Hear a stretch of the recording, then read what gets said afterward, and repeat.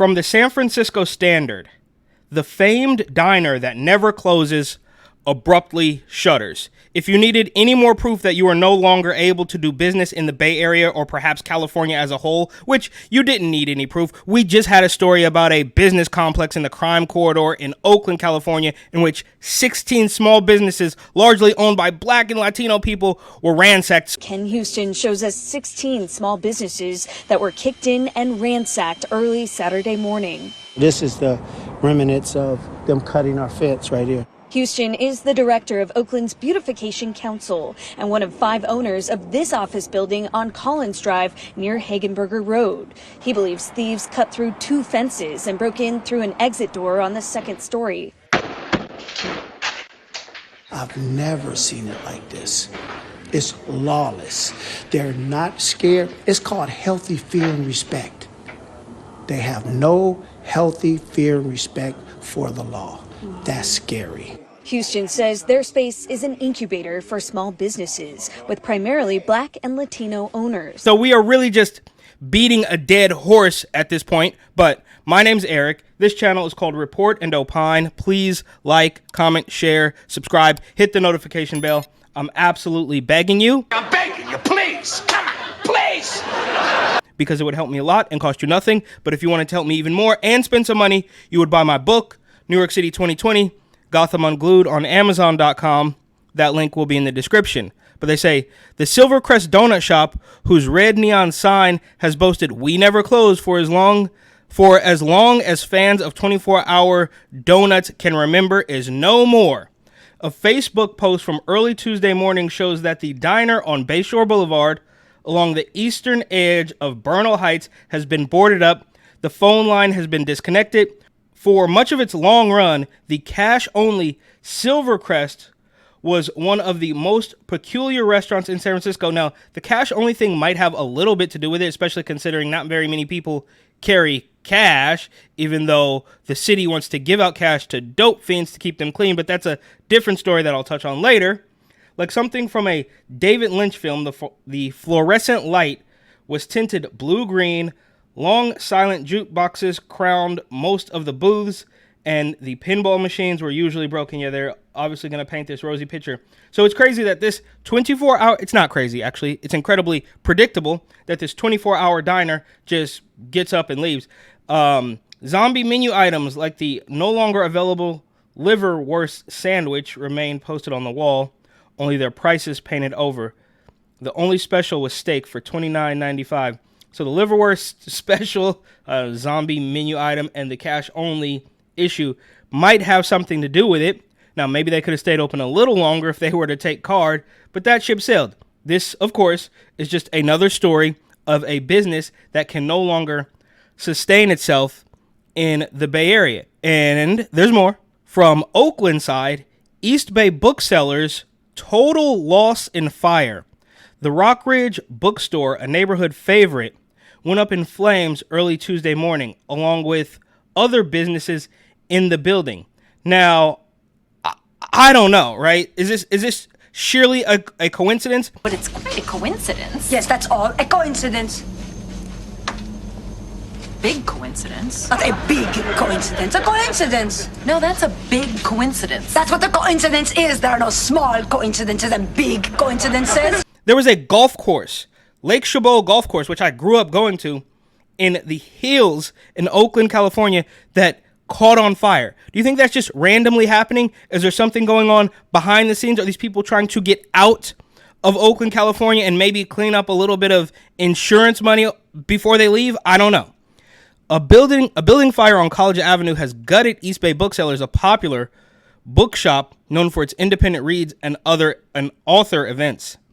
The Tuesday morning blaze also destroyed at least 3 other businesses and displaced 5 people from the apartment building next door, according to the Oakland Fire Department. So this is from July 30th.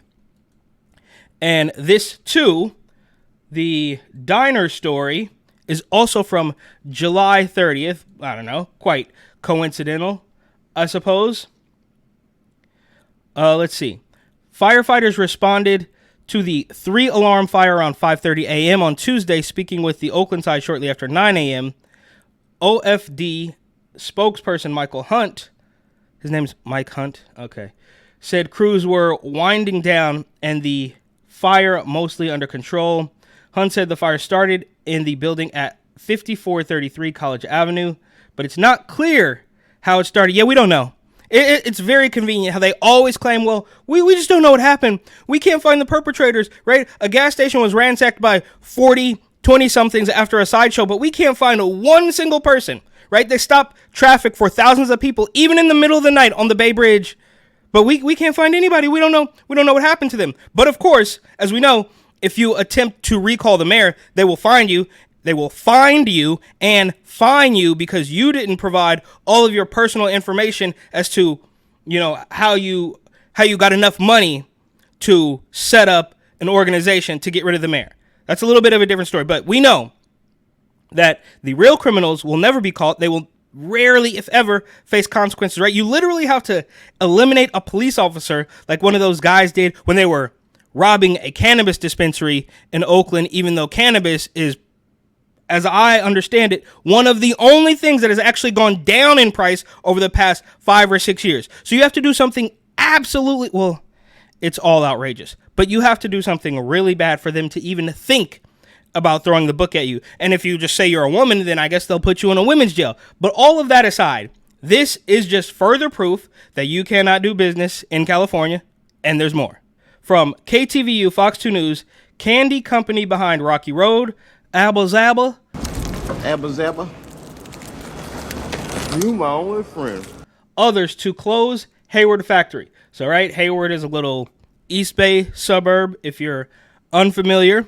But Annabelle Candy Company, the Hayward-based candy manufacturer behind Abba Zabba, Big Hunk, and Rocky Road, among other Sweet Tooth's favorites, will close its factory this fall. Records show the manufacturing facility is set to close September 27th. 43 employees will lose their jobs. Promise Confection CEO Michael T. McGee sent a letter this week to the California Employment Development Department. That alone is probably a scam. The California Employment Development Department, indicating the impending permanent closure is due to, quote, lack of financial stability. And that's a really nice way of saying that, we don't have any money. They're probably, look, it's already tough enough, right, with this inflation through the roof. But California, the political thugs just taxing people through the roof, right? You don't stand a chance. I've said it a million times. Either the criminal resident street thugs are going to get you, or the political thugs are going to put you out of business so they can, I guess, usher in communism. In 2016, Annabelle Candy Company famously set the Guinness World Record for largest taffy with their confection that weighed in at more than 524 pounds. The city of Hayward was so proud they shared this video on YouTube. Okay, it's not even worth watching that video because they're no longer there. Well, in September, I guess, depending on when you're watching this, they will be gone. According to the video's post, it took 20 employees 2 hours to construct the 1,000-foot candy masterpiece. So yeah, that's them. Certainly, putting a nice candy coating on the idea that this business is shuttering, along with the fire that forced a bookstore to close again. So the books are not hugely popular anymore. We know that. Like, I think it's better so you can have something in your hand that, I don't know, some weirdo CEO can't remotely decide that you're not fit to have, like that book written by a guy. I forget his name. I forget the name of the book, but he wrote a book about Kamala Harris all the way back in 2020. And then Amazon decided they would no longer sell the book, conveniently. Founder of the Center for Political Innovation. And back in 2020, he wrote a book called Kamala Harris and the Future of America. Interestingly, here we are in 2024. The book has been out there for sale. People could buy it on Amazon, on Lulu, right? All these other places. And interestingly, just the other day, Amazon censors the book. You can't get it off of Amazon anymore. I wonder why. Why is that?